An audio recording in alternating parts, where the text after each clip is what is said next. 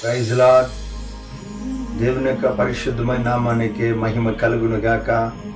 ఉదయకాల సమయంలో ఈ యొక్క యూట్యూబ్లో చూస్తున్న ప్రతి వారికి యేసుక్రీస్తు నామందు శుభాభివందనములు చెల్లించుచున్నాను. దేవుడు మిమ్మల్ని అందరినీ కూడా ఆశీర్వదించును గాక. Praise lord.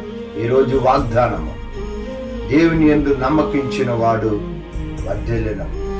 నీ నమ్మకము దేవుని మీద ఉన్నదా, మనుషుల మీద ఉన్నదా? ఎంత వాక్యములు చూసామంటే సామెత గ్రంథములో 28వ అధ్యాయము అలాగే 25వ వాక్యములు చూసామంటే దేవుని యందు నమ్మకించాలి.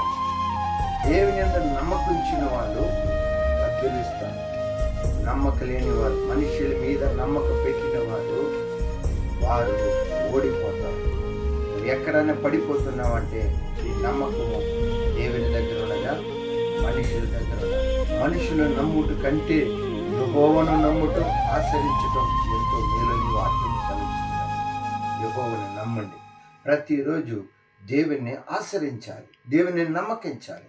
ఆయన యందు నమ్మకం ఉంచు. దేవుడు నిన్ను, నీ కుటుంబం దీవించి ఆశీర్వదించును గాక. ఆమేన్. Praise lord.